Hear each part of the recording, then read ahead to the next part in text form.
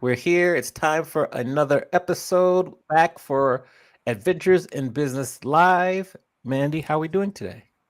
Amani, it's Yes. Gratitude Attitude Month. It's November. Lots to be thankful Oh, for.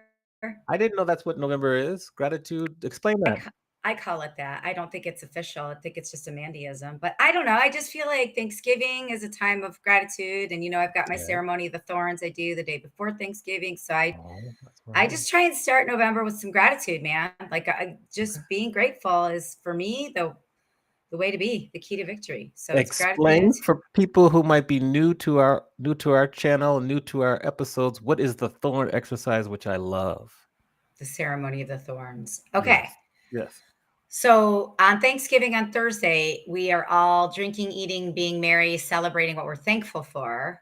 But on the day before Thanksgiving every year, on Wednesday, I do a ceremony of the thorns. Sometimes it's with my husband, sometimes it's by myself, sometimes it's with a collection of gal pals.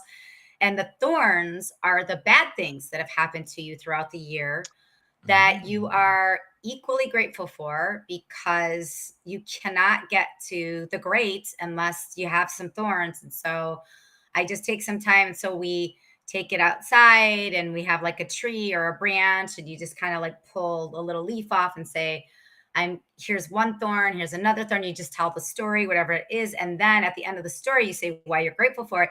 And then you throw the thorn like as far as the leaf as far as you can. So you're like letting go of the bad and you're like bringing in the good. But that's the day before Thanksgiving every year. Got it. Yeah. Maybe we should have a thorns episode for the podcast. Ooh, okay. Like a little mini. I think that's a good Yeah. idea. Well, I'll be in Northern California during that time frame with Scoot's family. So But when you I'll get have back, well, when you no, get I'm back, saying maybe. it's a great time. They'll be very Oh. on theme for that. Okay. Anytime with your in-laws is a thorny Whew. theme. Yes. Yes. Bless Yeah. your heart. Yes. I want to hear about Halloween. Can we talk about Halloween? What did you do? Did you dress up? Did you DJ a gig? What did you So do? I was DJing at the Durango Casino at Nico's for Halloween. And so I Okay. had bought candy, actually. I bought candy to give out before I went, but it was just, I had to leave before the kids, anyone came by. So I have all this candy here, a little bit. So I got Get to rid give of it it. away. But then there were people in the casino, like people came into the restaurant where I was DJing at and were like with their costumes. But once I left at like 11:30 or like midnight, it was like packed with all these different costumes. There was this one spot, because I know our guest is from Vegas. So I know there was this one spot down the way, Bel Air, inside the Durango. A line was around the corner with people in costumes trying to get in. $3,000 prize for the best costume. Wow. It was interesting. Lots of angels, shall we say? lots Totally. lots of naughty nurses, lots of those types of Monty, costumes. you should have stayed for a date. You could have just hung out in line and handed out your card, your dating card, your QR I had code. just DJed like 5 hours. I was done. I was ready to go to bed. But yeah, it That's was good. interesting. So that was my Halloween. Aw, that's fun. I had, Halloween, we're not living at our house right now because of the renovation, but my neighbor across the street, I always go across the street to Kathy and Steve's house. They're as old as my parents. They're like second parents. And Kathy has this shtick where she collects all the to-go things throughout the year, like mayonnaise packets and soy sauce packets and like these crushed pepper packets. So when the kids come up, she hands them the bowl. And she's like, "Don't be shy. Would you like a mustard? Would you like some Cholula?" And she's like, "Don't be shy. Take as much as you want." And the kids are always so confused by this. Yeah. And then they're like tentatively like putting their hand in there. And then I'll be like, "Or do you want a Kit Kat?" And then I hand them the candy and they're all cheering. So this shtick we've been doing, we've been there for like 10 years. So she and I have had this like Halloween shtick for years. And now the kids are old enough that they remember it. They'll come up the driveway. They're like, "We're here for soy sauce." Like they Okay. like are Okay. totally It's good. working. So, It's working. like they started at like 4 or 5 and now Yeah. they're like in their preteens or it's super fun. So anyways, It's yeah, it's working. fun. And I always make chili. I made a different chili recipe this time. And so Okay. it was good to be in the it was good to be in my neighborhood since I Yes. don't Yes. live in Yes. my neighborhood right now. It's Right. just But you'll nice be back soon. community. You'll Yeah, be I'll back be back soon. soon. Speaking Yeah. of food, why don't you Yes. tell us who our guest is today? We have an awesome guest, Imani. I gotta Yeah. tell you, she's the winner of Martha Stewart and Jose Andres show. Yes, chef, like a recent winner, like hot off the presses winner. She's executive chef at Omni La Costa, which is where we met. She's worked in some of the best restaurants in the world. She's a mom, she's a wife, she's a fellow raspy voiced lady friend. I want to welcome to the stage Chef Emily Yes, yes, Brubaker. yes. Round of applause here. We got you a round of applause. Oh, thank you. Thank you. Thank you. I'm so honored to be on with you guys. This is awesome. Well, we're honored to have you. I'm gonna let Mandy kind of start us off and lead the way, and then I got some good questions, so I'm ready. Let's go. All right. Thank you for being here, Chef Emily. It's so good to see you again. I want to tell a quick story of how we met because I didn't know I was going to meet you, and the way we met was amazing. So, for the audience, I had a client event at the Omni La Costa. They did a perfect job. It was the right place at the right time for a high end meeting like that. It was so awesome. And it's a sponsored event. So, throughout the year, I'm hustling sponsors and they're paying good money to be there. And I carry around my little clipboard. And after each thing, I want to make sure like we're taking care of the clients, we're taking care of the sponsors, taking care of the partners. So we had this great speaker. And after the speaker, I went up to our planner and I was like, "Hey, Alicia, after the first course, I'm just gonna, where's the microphone? I'm just gonna say a couple words for the sponsors." She's like, "I don't think that's a good idea." I was like, "What? Why is that not a good idea?" She's like, "Well, we have a surprise for all the guests, and we actually made it a surprise for you. We're having a Yes Chef dinner." I'm like, "What is a Yes Chef dinner?" And she said, the Chef Emily, is going to come out and explain each course, and it's going to be really interactive. I'm like, "Oh, that sounds amazing." Now, I've gone to, a number of like wine pairing dinners and these types of things. So, like, a chef coming out talking about their food is not, and I was just like, okay, it's just another chef talking about their food, whatever. Fine. I'm like, I'll talk, I'll announce the sponsors after the second course. And Alicia's like, "All right." Like, she still looked at me like, "Whatever, Mandy." So I sat down and out struts Chef Emily Brubaker. Okay.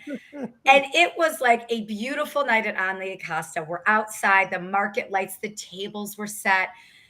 It was so beautiful. And here comes Emily, like telling her story, giving her background, talking about her inspirational moment. Like she pushed herself out of her comfort zone. She didn't know she can do this. She uprooted her family. She moved him to San Diego. And now she's on this reality TV show and she won. And everybody's just clapping and crying and cheering. And then she's explaining her food. So then immediately after she got done talking, I went up to our planner. I was like, Alicia, I'm not going to talk the rest of the night. Like, this is the Emily show. I don't belong here. And what happened that night was so magical because Emily, you came out with every course. And not only did you explain the food, but you explained your personal attachment and your history to the food. And then you explained like what Martha liked or hated, or what Jose liked or what Jose hated. And it connected us to the food, but it connected us to each other so much so that like after the event, I don't know if you saw this or if you went home, people wouldn't leave. It was like after the dessert course, like people were still lingering like 30 minutes a night. The setup people wanted to clean up, but like everybody was so connected. You connected us so much. So just thank you for that. And I just wanted to make sure the audience knows just you're more than just a chef. Like you are a storyteller, an entertainer, and just a connector of humans. Just thank you. That was really awesome. Well, thank you. I mean, that's kind of what we try to do. I think exactly what we want to happen with a meal, especially of the caliber of people who are there, is we want you to connect. Food brings us together. You know, we were just talking about Thanksgiving. You gather, you know, you have Friendsgiving, or you have your family's Thanksgiving, or maybe the next day, the next part of the family's Thanksgiving. We have big meals and beautiful food to bring people together. So it was such a pleasure to be part of that night. And what a great group. It really was. It was the right people, the right time. And I mean, my story is just my story, but I'm glad that it does connect with people. It's totally connected. Was that your idea to do the Yes Chef, or did somebody bring that to you and say, hey, how about a Yes Chef dinner? How'd that go down? So that actually came from Michelle, our director of sales and marketing. And she like right after I was on the show and I came back and kind of was like, hey, you know, this is going to be fun for us. Let's see what we can do with it.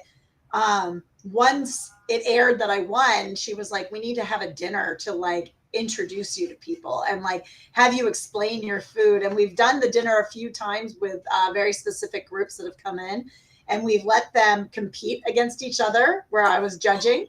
Most fun was we had them do a cocktail and a salad course, and the salad course was the actual salad course that we served. So we waited until it was done. We waited till the judging, and then we plated it. We had all the ingredients ready to be able to create and plate individually for the guests. So it's really fun to be able to do something like that. It's interactive, brings the food to you. Oh, so awesome. So awesome. Yeah. So whenever I meet a chef, I always have to ask them this question. So I'm going to ask you this. This will be how I'll start my long list of questions. But if you had to cook a meal and your life depended on it, what meal are you preparing? I would make something that I would do for my family. So I was a butcher for a while. So showing the love to our proteins.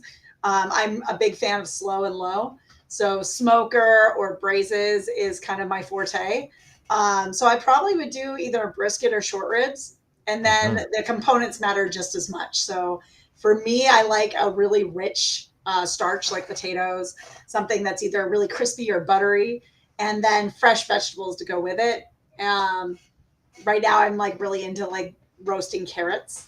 And then a full dish for me would be then like you need something acidic. So I really like to pickle fruit to go with something like that. And then always a crunch. So some kind of finish on that short rib to make it a dish. But the full meal would have to start way earlier. I do enjoy a progressive meal. So, you know, starting small with like an amuse, if you will, even if it's in my family, I'm like, here, try this bite. I do have children, so they're not interested in trying anything I do. But like, if my life depended on it, we're starting with a bite that makes your mouth water, moving on to either a soup or a salad that's flavorful and seasonal. I'm big on seasonality, originally from California. So we are the heart of agriculture for our country, or at least for produce. And then into the short rib, and then dessert has to be easy because I am not a baker and I am not a pastry chef. So most likely something I can cookies are a big thing for me. We do a lot of cookies with my kids. I've done them in all of my restaurants. We call it, it used to be Cookie Fridays or Cookie Saturdays, and they were for the staff more than the guest. So when you were having a really bad night, because in the food and beverage industry, you have bad nights. So we would have trays of cookies on like the speed racks in the back. And it was like, if you feel like you're going to go cry, go get a cookie. And it's like a hug. And it was like for our cooks, like we go in the walk-in and scream, but it's also like go eat a cookie, get that little mom love, and get back to work and just like reset. And I do that to my kids too. I'm like, do you need a cookie? Like, are you okay? And it's probably not the best treat to always shove in people's faces, but it is that warm hug that we all remember from our parents or our favorite bakery growing up. So that's kind of my meal. I love it. I love it. Take us back to the time when you discovered and you really realized, I want to be a chef. It took a while for me to realize I wanted to be a chef. I always wanted to be an artist. My whole life, I thought I would grow up to be like when I was a young person, a young kid, I thought I'd be a computer animator. And this was before computers got friendly. So, but I really wanted to do animation and I really wanted to get into that. And then realizing I couldn't sit at a computer my whole life, I went to UC Santa Cruz I originally went for computer science so I could become a programmer. And very, very quickly, my freshman year, I realized that's not what I want to do. And I wanted to do something that I could consider art in every form. And food just started to really speak to me. It brings us together, as I mentioned, and it just, you smell it, you taste it, you hear it, you touch it, you see it, you taste it. It's art in every sense possible. And that's what spoke to me. So I did finish my degree at UC Santa Cruz. I have a degree in psychology, which plays very nicely into what I do. And the whole time I was at UC Santa Cruz, I worked at a pizza shop. I was a server, I was a bartender, I was a driver. I would cook occasionally, and I saved every penny I ever made and paid for culinary school that way. Nice. Yeah. Okay. Let me keep thinking about the next ones. Manny, back to you. I want to go back to the show. I want to ask a couple questions I think everybody probably wants to know. So, Martha Stewart, okay? We know that she didn't like your brownies, but she loved your scallops. She loved basically everything else that you made. What was it like interacting with Martha Stewart? And were you surprised? Were you not surprised? How was that experience? So, Yes Chef was the second time that Martha Stewart was my judge. In 2018, I was on Chopped, and she did one season where she was a guest, and she walked out on my Chopped, and I was like, okay. I was really hoping Snoop Dogg would walk out, but didn't happen in 2018. Didn't happen on Yes Chef. Maybe in the future. But she remembered me. So as soon as she walked out and saw me, she pointed at me and said Chopped. And that blew my mind. And it took a lot of stress off of the fact it was Martha Stewart, which came back later because it was 10 episodes. It was a long time together and still just as stressful because she is a different level of OCD. She is Martha Stewart, like perfection. She knows what she likes. She knows what she doesn't like. I mean, even if Jose disagreed with her, she was like, you're wrong. But we kind of connected, and I don't know if it's the career-driven woman in me, the mother, the really focused on myself, that she I feel like we got along. Like we kind of connected. Like we would make little like glances or laugh at little things kind of off the camera, and it just put me at ease. But I will say my brownie, I was mortified by my brownie. I was horrible. From the start of that episode to the end of that episode, I was tight and fearful, and I was very happy the way that they edited it, so it didn't make me look like I failed as badly as I felt. Super embarrassing because like I do have a hashtag not a baker because I was a butcher and I'm a savory chef, and baking is such a chemistry, pastry is.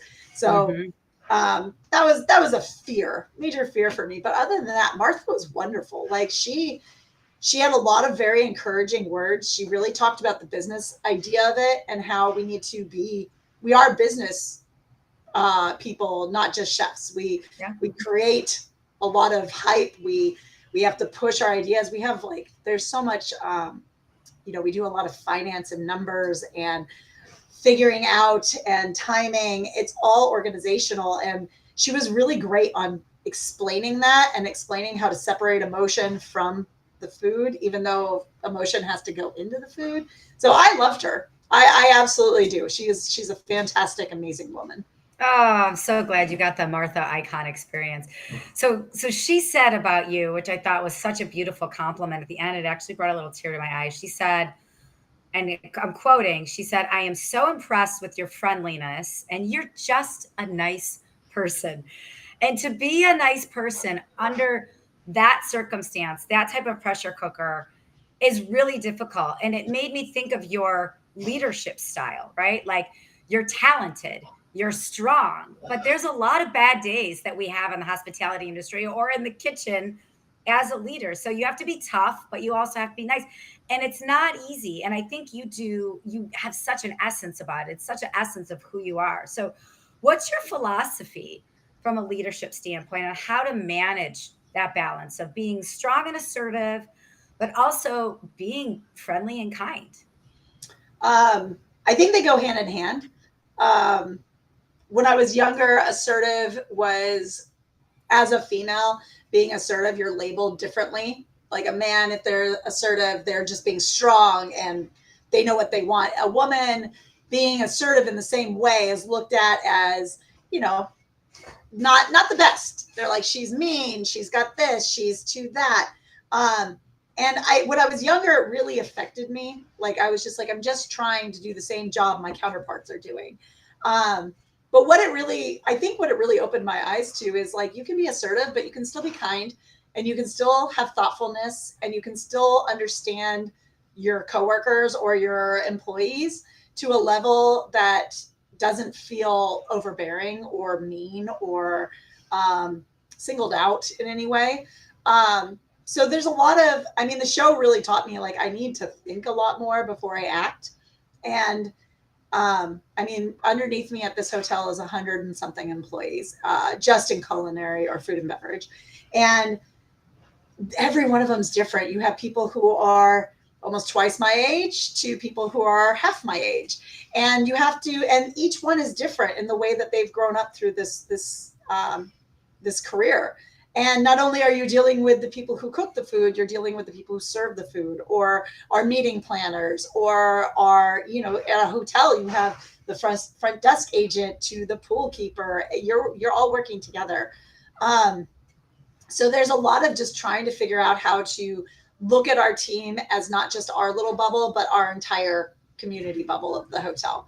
And I find it really important to listen and to act in a proper way without just like jumping to conclusions and giving everybody their voice. I love that. And I think that it shows a lot about your leadership. How are you coaching that and younger people on your team, whether it's directly on your team or just the influence you have with the people around you? How are you coaching that? If you see somebody misstepping, how are you right stepping them? It's a lot of like reminding of the ways that we want to be treated to make sure we're doing it the same way on the other side. Same with like respect for our product and the food that we're doing. It's money. So if we, carelessly forget something and burn it or leave it out where it spoils, it's money that we're throwing away. And on the business side of that, you don't want to just throw away money. That's terrible. And on the personal side of that, you also don't want to berate the person for maybe making a mistake.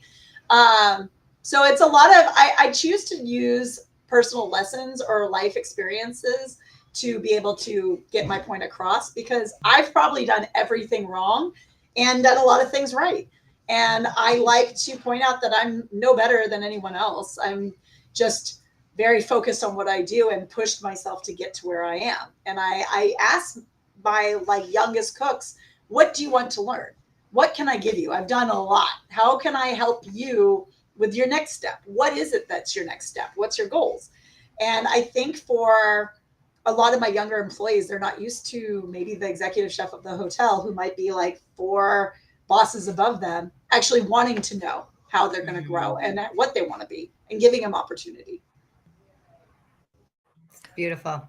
So speaking of growth and learning, what were 3 things you learned about yourself going through that experience on the show?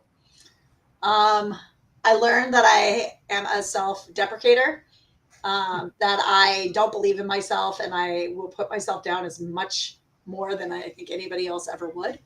I learned that I can separate myself out from drama and focus on myself, because being on TV, people are very into what they're like, how they look. For me, it was more, I am representing the Omni as a whole, and I'm representing all the employees who have ever looked up to me as a mentor, and I want to be me. I want to be true to me, which I guess I never really thought about until that experience. And the last bit that I learned was to believe in myself and to know if I really say I can do something, I'm going to do it. Okay, because I was going to follow up because you said you learned that you don't believe in yourself. So I was going to say, well, how did that Oh, I work out? changed that. Well, I always like, my husband said I was so stubborn, and I know I'm stubborn, but a lot of it is because I truly didn't think that I could do the things that I do, or that what I was saying was right. Sometimes it would be, you know, double guessing, saying something and just being like, am I wrong? Is that the wrong choice? But I never really noticed that before until I was like sitting there and really talking about myself or thinking about myself, that I'm like, I'm mean to myself. I've never been a very positive, Emily can do it person. And the show really was like, every morning I would wake up and be like, okay, you're going to take this, you're going to win. And I like, even if I didn't believe it, I was like, no, you're going to say this, and you're going to like say it 100 times and walk out of your room and walk onto set. And that's what's going to happen. And it was the weirdest feeling for me to do that, because my whole life I've never done that. Interesting. Now, why is it that the favorite part of your job is watching the younger chefs grow? Because I'm a mom. When I never thought I was going to become a mom till I met my husband. I never thought I was going to get married till I met my husband. I mean, the world changes when you meet your right person. Yep. And I mean, I look at like before I had children, I look at how I was, and I had kids when I was a little bit later in life. I was in my 30s, and I just looked at like the younger people in the kitchen. I'm like, they're just children. Like, you have to be told like mistakes are okay. That's how we learn. And I tell my team that all the time. Mistakes happen. It's literally how we get better is you make a mistake and you do it differently the next time. Maybe you do something and it's not the same mistake, but you learn how to just get better every time. So I do look at my younger cooks as like, you guys are like kids. You're learning. You're trying to grow. So if I treat them not like children, I don't like try to like baby them, but I do try to be more understanding and kind of like give them the idea that like knowledge is power. And if I'm able to help them along with that, then that's how it should be. And my kids are fiercely independent. So I feel like they're very similar. Now, I know you don't have like a favorite chef, but is there one example of just a chef that maybe you helped and their growth just really inspired you? Oh, I mean, I will say that there's a chef in Las Vegas. Her name is Gina Marinelli. And we were both line cooks at the same time. And she exploded and became an executive. She was running a restaurant in the Cosmo. And now she has her own restaurants. And later in my career in Vegas, I became the task force corporate chef for the same group. And her and I working together, where I was able to be like, here's seasonality. Here's how you learn about seasonality. Here's how we learn about these flavors. And the fact that she actually, even though we were the same, like we're the same age, we have a lot of the same background. The fact I was able to, she said her food got better working with me after we were both in it. And that just, it changed so much for me to think, wow, I can really influence people who've been doing it just as long as I have, and get them to feel like they're better. And I mean, she was nominated for James Beard last year. I mean, she was just killing it. And I'm so proud to know that I had any little bit of that. Interesting. So we got to come back to the Vegas questions because, Yes. Vegas and food, like I love the food here. It's shockingly is one of my favorite things. Based on what you know now, and then I'll turn it back over to you, Manny. If there are 3 restaurants that I must visit while I'm here making residence in Vegas, where must I go? You must go to, well, it just closed, but they just opened a new one. It was EDO, but now they just open, oh my God, I'm going to forget his name, Amador, which is with the same people who are Anima in the Gramercy. Okay. He's incredible. His food inspires me. Oscar Amador, uh, salt of the earth man. His food shows it, and it's mind blowing. It's so good. Um, Next to that, I would say go to La Strega with Gina Marinelli. Her pastas are some of the best. They're all homemade, house made, every day. Everything's from scratch. It's the tiniest kitchen, putting out some of the biggest flavors. And then I would say go to Wino, which is Oh. which is a wine bar. But Sean McLean, it's his wine bar, partnered with some other people. And Sean McLean was who I worked for 10 years when I was at Aria. I opened Sage with him. And Sean McLean and Richard Camarota, who are together in Wino, their food changed my whole career. So I would definitely say just like they have like their tartars, their oysters, their foie gras, just the best. And you get a great glass of wine. Mm. Love it. Got it. Add it to my list. Back to So if you, you're at Maddie. Durango, it's right across the street. I know. I've been there once already, so I'm gonna go back now that you told me. So yes. Yeah, the food is incredible. It's all about the wine there, but the food is incredible.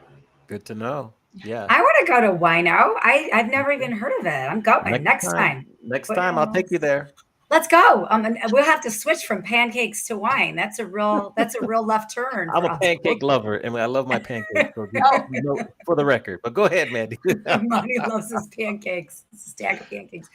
So I want to go back to, you had mentioned you're stubborn. You were stubborn, or it's something that you've been working on. I want to talk about being stubborn. I'm sure you can guess I'm a little stubborn too. And I totally relate to what you said about, you could say the exact same thing as a woman leader that a man could say, and you were labeled bossy or petulant or this or that. I've gotten all the same names, so I totally understand this. I sometimes look at that as a superpower, right? So I think your stubbornness could be a superpower. Like, you're going to draw a line in the sand and you have conviction about something. But then sometimes our stubbornness, and I'm saying this for both of us, right? It can get in our way of our own progress. So, like, what is your relationship with stubbornness today versus where it was, like, last year? so I like you were use the word conviction. So Jose Andreas and Martha both were like, stubbornness is not the biggest weakness.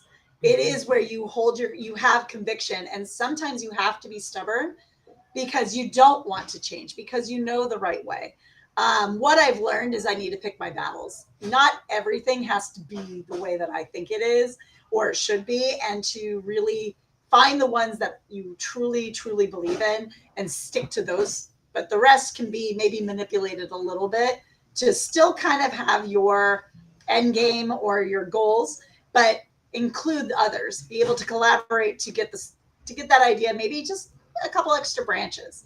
Um, and to like kind of like ease off a little bit and not be so hard on it is where people start to see stubbornness as just being a good opinion or the conviction, and really understanding what they're talking about.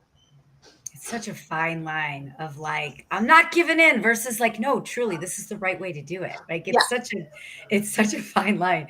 I want to talk about something you had brought up earlier in the show. You said you took 3 years off, to be a mom, and this is so normal, not just in the hospitality industry.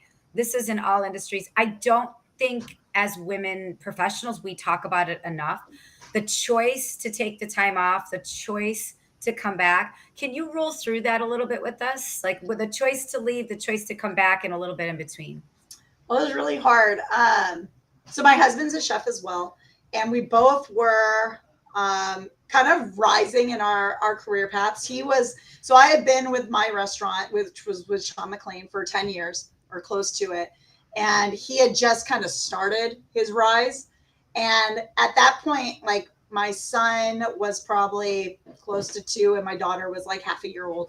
And the restaurant I was in needed more from me, and I was already giving too much, and we had like a live-in nanny and we had a babysitter, and it was just like we didn't have children for someone else to raise them. I really like, I was a very latchkey kid, child of the 80s. My parents separated, and just very free, but also you know, like I do a lot, like I'm a much different parent to my children than my parents were to me. Um, and I was nervous about it because I really didn't want my kids to not have a mom who was very involved. Like that was, once I realized I was going to have kids, that was so important to me. Um, so I was like, there was like demand for my schedule, and I was like, I just can't do it. And I was just like, I'm gonna have to leave the kitchen because I had always worked 12 to 14-hour days. I didn't know less. I didn't know what that meant. I didn't know work-life balance either. Because since we were both chefs, our lives were always working, and that was okay because we didn't have children. So when I left, I was like, I don't know what I'm gonna do. And I kind of did it abruptly where I just I kind of got into a little bit of a tiff with one of my favorite people, and I was like, okay, I gotta go. I'm done. I can't do this anymore. And I also didn't want to be a stay-at-home mom. Like I mean, I'm not the type of I can't sit. I don't know what relax is. Like I'm not a massage person. When they tell you to relax, like I get tenser. So it kind of freaked me out to stop doing the thing I had been doing for 10 plus years. But I was like, there's other things to do, and let's see what they are and see if I can succeed that way and be happy. With the focus on being home and present for my family and figuring out, like, as a young mom and like young children, you have no idea what's going on. Nobody's ready for that. Like when you first have a baby, you're like, and here's a baby. Like, I don't know what I'm doing. Yeah. And I'm supposed to like keep this thing alive. Like, how do I do that? Yeah. And how do I not focus on it all the time? Right.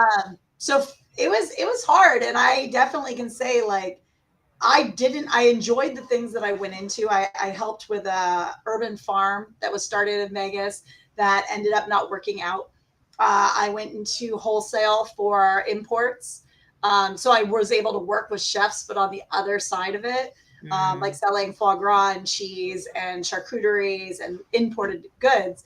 And it was great, but it was like almost heartbreaking to walk into a kitchen and show a piece of product and be like, you could do this with it. And here's how much it will cost you. And here's how you could use it to help it work for you. And it would like almost break my heart that I wasn't the person buying the product. So it's tough. Like, I mean, moms don't have it easy, or dads. There's a lot of dads that take that change. My husband actually was like, I would have rather been that stay-at-home dad. I was like, well, you could have raised your hand. Right. But it was a hard decision. I mean, I don't think my mother was a judge, and so she like had me, was home for a minute and then went right back to work. But my grandmother kind of took over. Much different situation for me than her. So it was one of those, what's right for me? Because if I'm not happy, nobody in this family was happy. Like, I was in the wrong job, doing the wrong thing. And my husband was just like, you are not you. You need to find something that makes you happy. And luckily a restaurant opening fell into my lap during COVID, and they were like, you'll be in your bubble and you will work the hours you need to work if you help us open this restaurant. And I was like, I could do that. And it got me right back to where I needed to be. I love that. The universe also delivers it, right? Like, you were pushed to whatever conversation that was to have you walk away the one day, right? And then it helps you reevaluate everything and take the time that you need to redirect whatever you have to redirect. What advice do you have for a parent who might be noodling this? It's noodling like, do I want to stay home for a little bit? Do I want to recalibrate? Like, this isn't forever. This is just temporary. Like, what advice do you have for anybody out there thinking about that right now? I think the biggest fear is when you leave a career that you're kind of set into, and that you're going to go and take care of your family or do something that you really want to do that maybe your career won't support.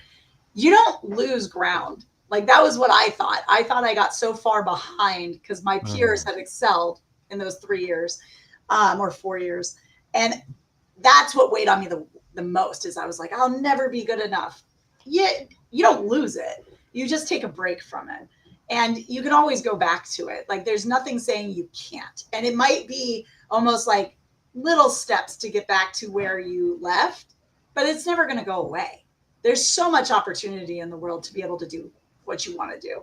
You just have to, sometimes you just need that mental break for yourself.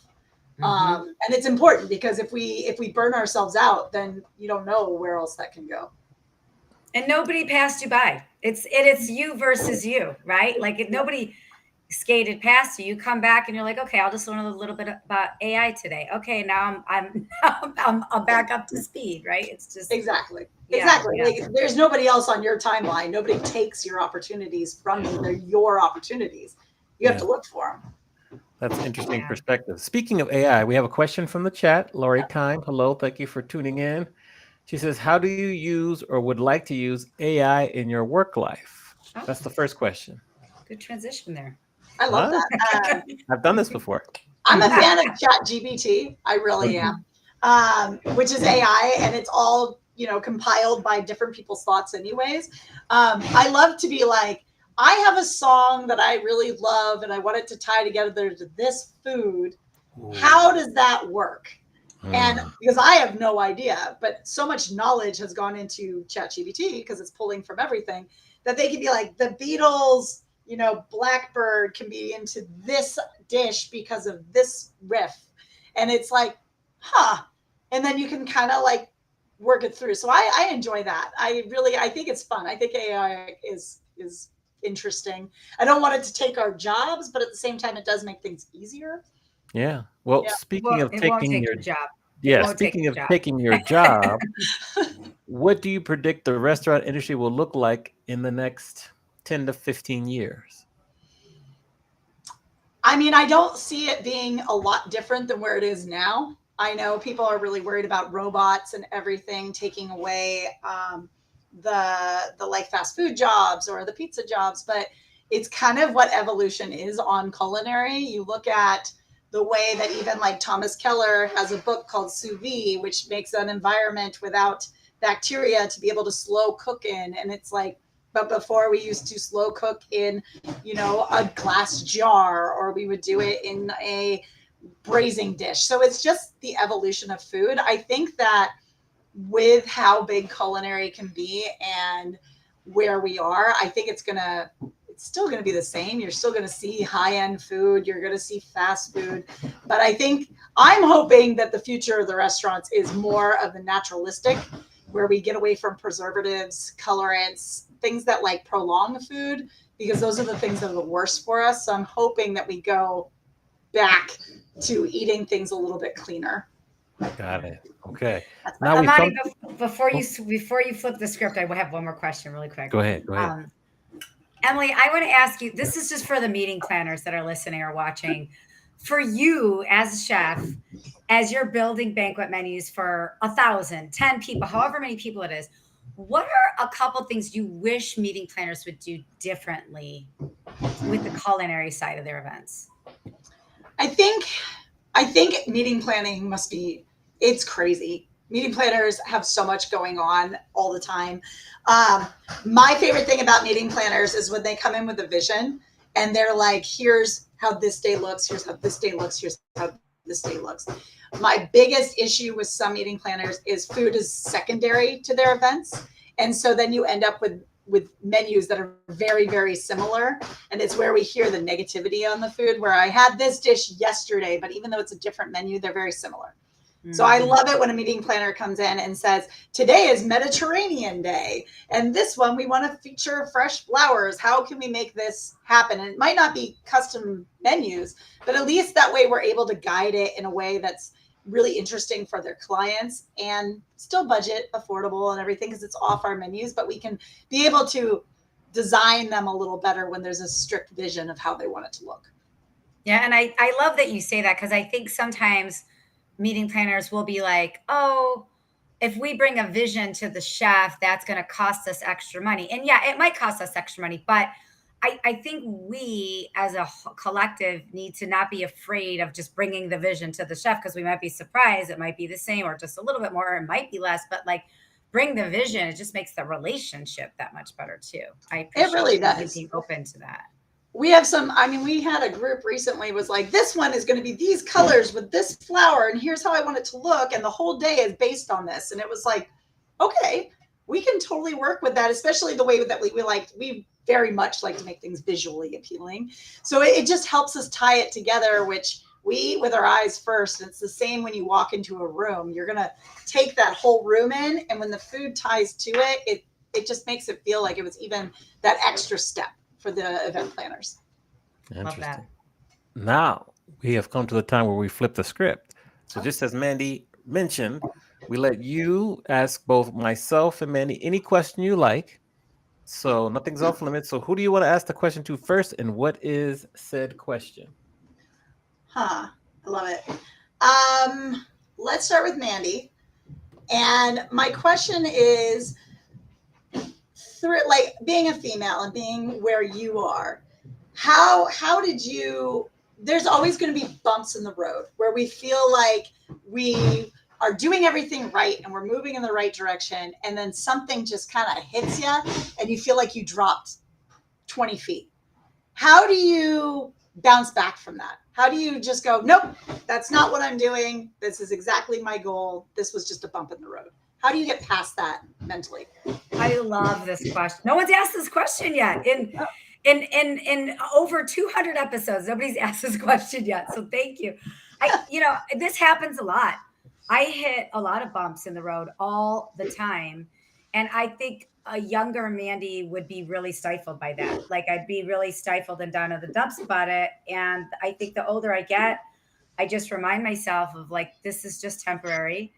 This is not going to last forever. There's a lesson in here. I'm going to get some feedback, and that feedback is a gift, even though it may be very painful to hear.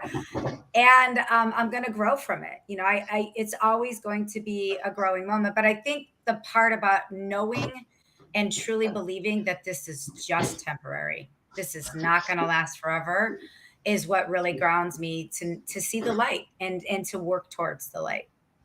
I love that. Yeah. Thank you. And then my next question, Amani, how did Yeah. you end up being in Vegas doing the DJ thing?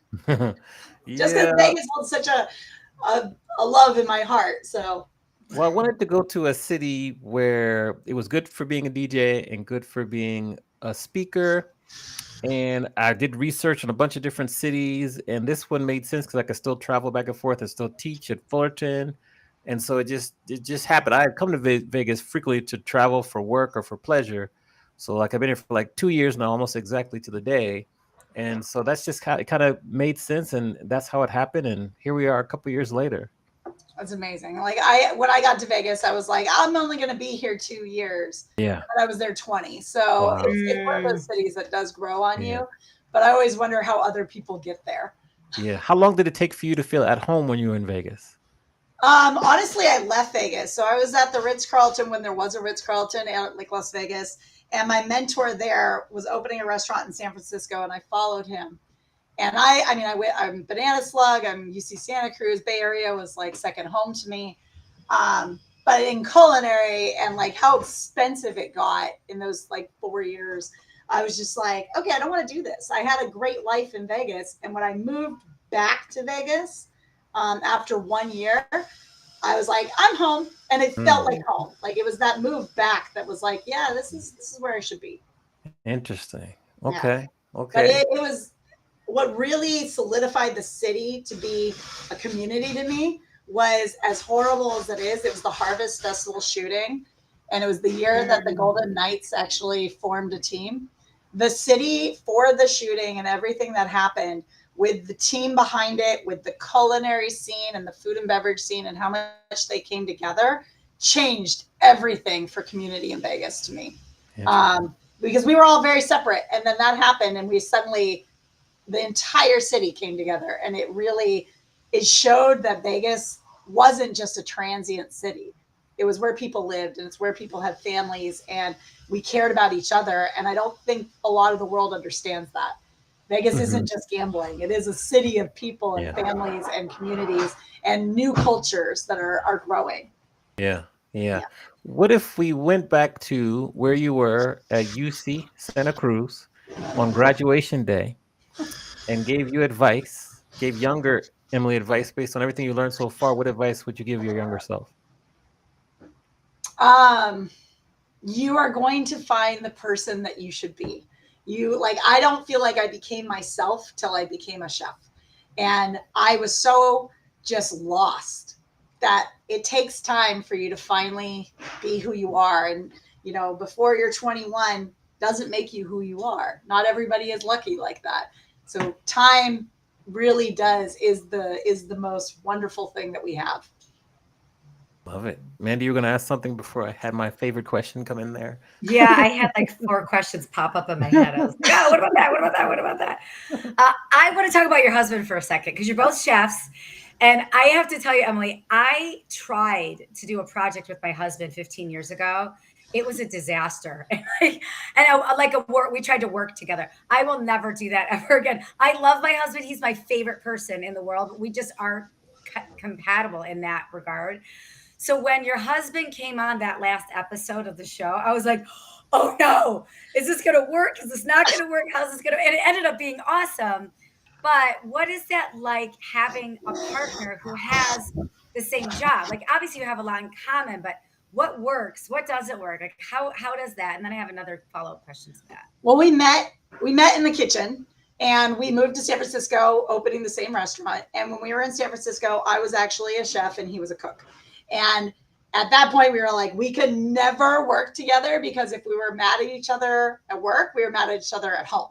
And that didn't work. And we agreed we would not do that again. And that was even before we were like officially dating. We were just like friends. And we were like, we never want to be in this situation again because one of us is always going to we're never going to be equals ever, is what we thought. The best thing about him and I is like, we both grew our careers separately, but together, both following the fine dining for a long time, going after Michelin accolades, trying to work and grow as much as possible before trying to grow in our rankings. Now, and then like you look at what we do at home and it's like, if we're having a holiday or a birthday party, it's over the top extravagant with food because we both are, how are we menu planning? Our goal in the future is, I'm sorry if you can hear this noise. There's some kind of weird, construction happening suddenly. You're a lady in the kitchen. It's like there's going to be noise. Yeah, it's fine. It's fine. But he and I eventually, like, our goal is to open a restaurant together. Like once our kids are old enough to not need us all the time, we want to open something because we have our own flavor profile and we have our way of cooking that we want to share with people, other than in our house. So I think in the future it'll be fine. He is definitely the yin to my yang. He is one of the best chefs out there because he's taught me the kindness, the thoughtfulness, the patience, where I am very quick on my responses. We're just the very opposite of each other. So I could see us working together in the future, just whenever that ends up being. I love that. Okay, what's something that he makes that you love and something that you make that he loves? And it doesn't have to be for the masses. It just might be something the two of you share together. He makes the best enchiladas, period. Ooh, green or salt, verde or roja? Both. He makes his sauce from scratch. He takes his time. He's from Arizona, so Southwestern cooking is like his jam.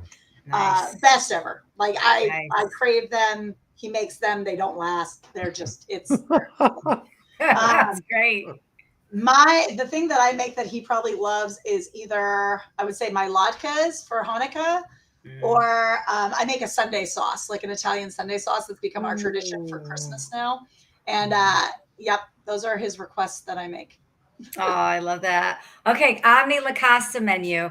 What's a secret menu item that like not many people know about that you're like, you have to get this? And it could be in the restaurants or banquet menu, wherever, whatever all the things you oversee. Off the banquet menu, there is a Cubano chimichanga type appetizer that we make. Ooh. That anytime it's around the banquet kitchen, I'm like, I make myself almost sick because it's just so good.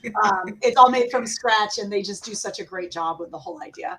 And it's so random. It's such a random dish out of this kitchen and I love it. We are working on some secret items right now. We were just talking about like a French onion burger because we're adding a French onion soup to our view menu. And I'm like, we should do a French onion burger where you like dip it in and it's just gooey and oniony. And then I absolutely love the steak frites at Traza. It's got a red chimichurri sauce on it, which is like super fun and playful. And they've put it onto a baguette for me before. And it's like a chimichurri skirt steak sandwich. And it's so good. It's delicious. Gosh, that sounds all I feel like I've been to that hotel a bazillion times. I have never had any of those. I've got 3 new items to try. I love that. Last Absolutely. question. You've spent an hour with us. This is a lot of time, we know, in a busy, busy schedule, and we are so thankful for that. How can we support you personally? How can we lift you up? What can we do to continue to celebrate you even after the show? I think, I mean, for Omni, we're about to get to the holidays. We have these chef and friend dinners that myself and my CDC over at View, we host. And they're online, and it's a small, intimate dinner that we curate ourselves. So the next one is actually coming up in a couple weeks, and we are partnering. So it's Chef and Friends. And this time, our friend is Macallan Scotch.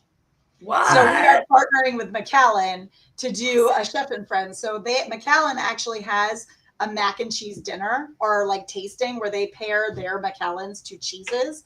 And we took Wow. the same concept idea of the flavor profiles and created an entire menu off of it. And we'll have Macallan's here pouring and explaining what Macallan's is and why it's so special. And we're using 4 bottles that like I had never actually heard of.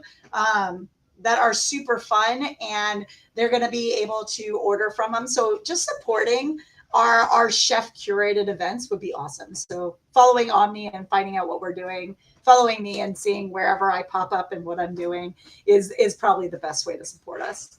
Okay, love a chef and friends dinner at Omni La Costa. And Amani, I think let's pop that into the show notes too, so we can get a little SEO on that. That's awesome. I love Yeah. that.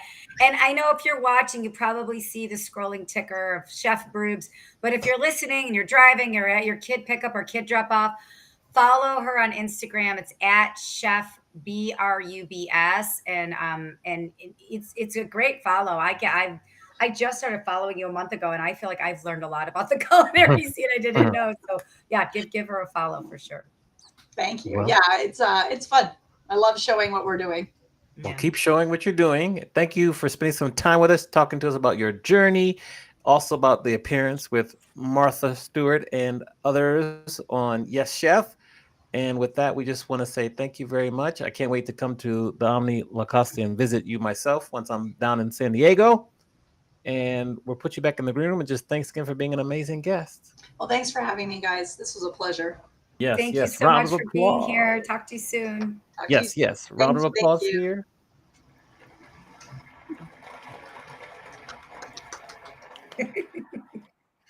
Okay, Mandy, we have another great episode done. Next week, it's to be determined. We're going to figure out who our guests will be next week. So, with that being in mind, please Freestyle, make freestyle. We should let please, people know.